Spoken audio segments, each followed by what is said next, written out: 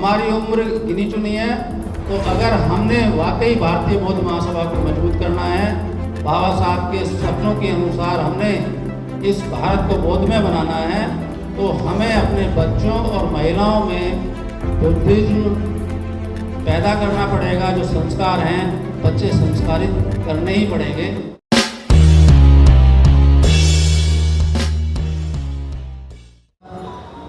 जब तक हम यंगस्टर के अंदर ये बुद्धिज्म नहीं आएगा, जब तक हम अपने बच्चों में और घर की जो महिला प्रधान हैं, जो महिलाएं हैं, उनके अंदर जब तक ये दम नहीं जाएगा तो इसकी जड़ें मजबूत नहीं हो पाएंगी।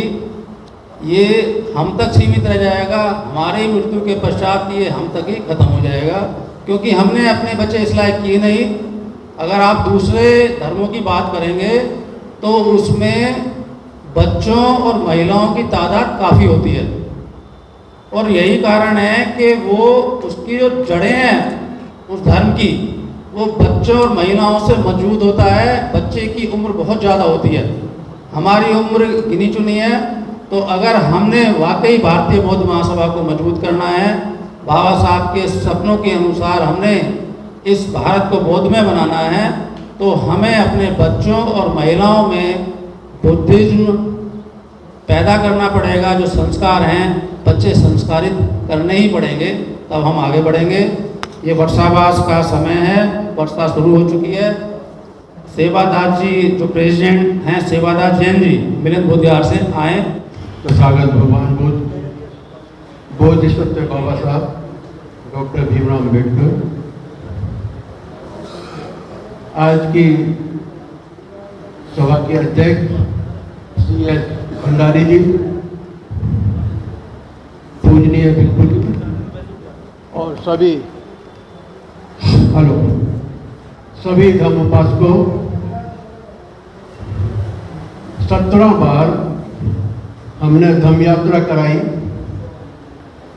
लोगों को ले जाकर, और पहला पड़ाव हमारा मूलगंध कुटी विहार सारनाथ के अंदर, जहाँ पर तथागत भगवान बुद्ध ने पंचवर्गीय भिक्षुओं को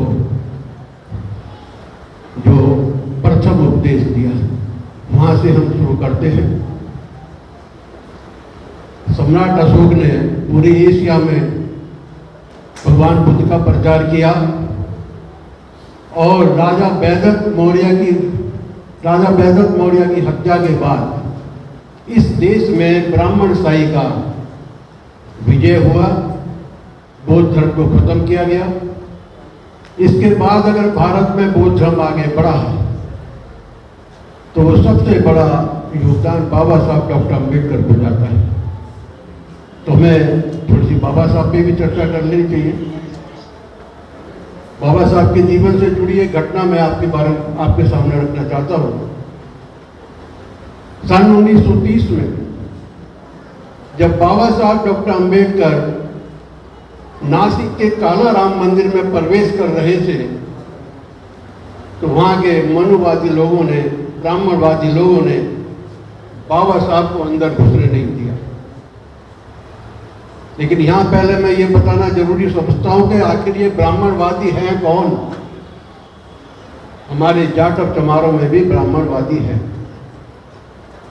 वाल्मीकियों में ब्राह्मणवादी है, अहीर गुजरों में भी ब्राह्मणवादी हैं, ठाकुर और बनियों में ब्राह्मणवादी है। ब्राह्मणवाद हर जात में घुसा हुआ है। मान्यवर काशीराम साहब कहा करते थे कि मेरा विरोध ब्राह्मण के खिलाफ नहीं है, मेरा विरोध ब्राह्मणवाद के खिलाफ है। और उसी ब्राह्मणवाद ने, उसी मनुवाद ने जब बाबा साहब डॉक्टर अम्बेडकर को मंदिर में प्रवेश नहीं करने दिया, तब बाबा साहब ने अपने लोगों से कहा था कि सुनो भाई, मैं जो तुम्हें आज यहां पर लेकर आया हूं, इसलिए लेकर नहीं आया कि इस मंदिर से मेरा बड़ा प्रेम है, या इस मंदिर में रखी हुई मूर्तियों में मेरी बड़ी श्रद्धा है। मैं तो तुम्हें यहां इसलिए लेकर आया था ताकि तुम्हें मैं ये एहसास करा सकूं कि तुम मुसलमान नहीं हो, लेकिन मस्जिद में बेरोक टोक जा सकते हो।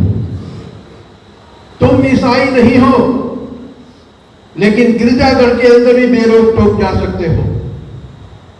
तुम सिख भी नहीं हो, लेकिन गुरुद्वारे के अंदर भी बेरोक टोक जा सकते हो। तुम अपने आप को हिंदू कहते हो, हिंदू धर्म के सभी देवी देवताओं की पूजा करते हो, सभी त्योहारों को मनाते हो, गर्व से कहते हो कि हम हिंदू हैं। इसके बावजूद भी तुम्हें आज मंदिर में घुसने नहीं दिया। धिक्कार है तुमको, धिक्कार है तुमको।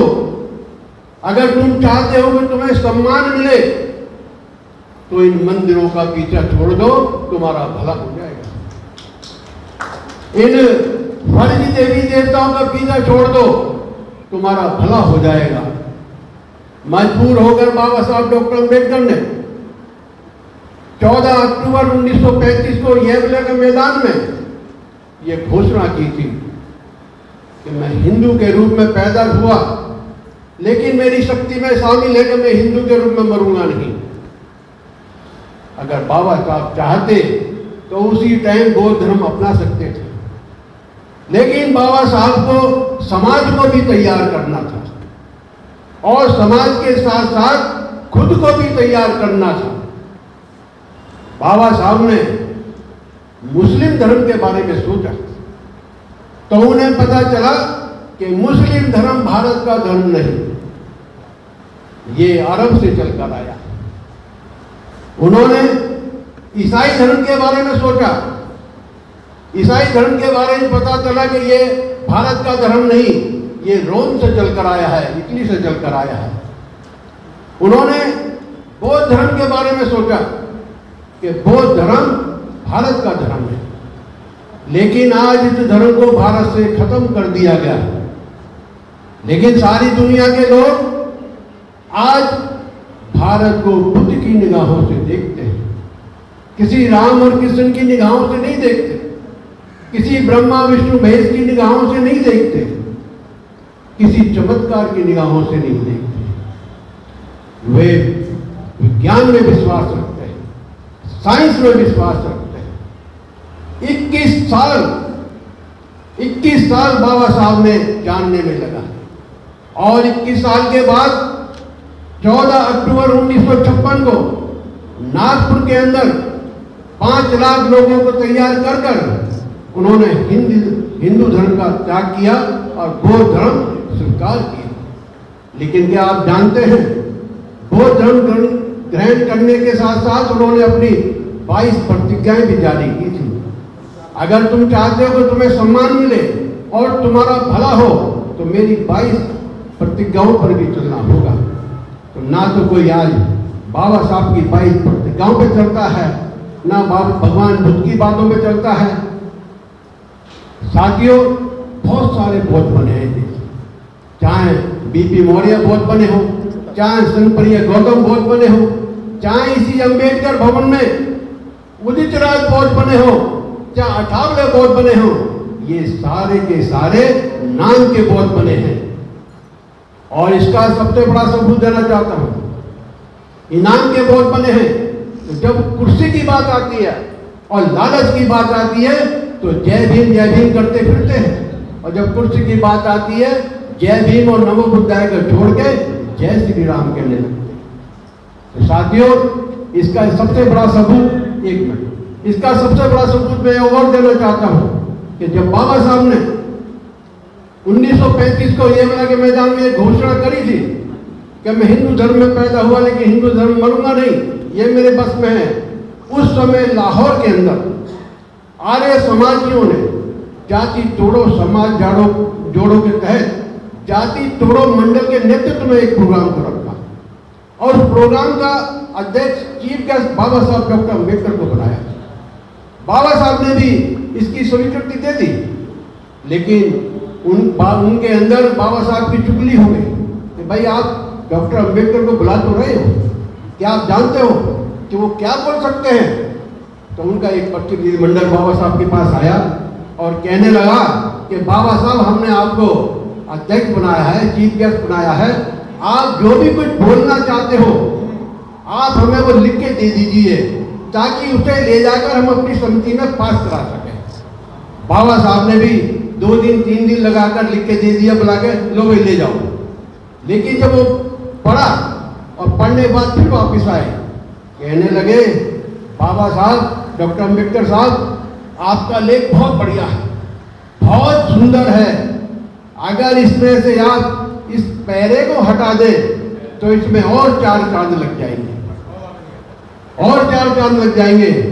बाबा साहब ने कहा कि सुनो भाई, मेरी बात सुनो, तुम मुझे चीफ गेस्ट रखो चाहे मत रखो, प्रधान बनाओ चाहे मत बनाओ, तुम पैरे की बात करते हो।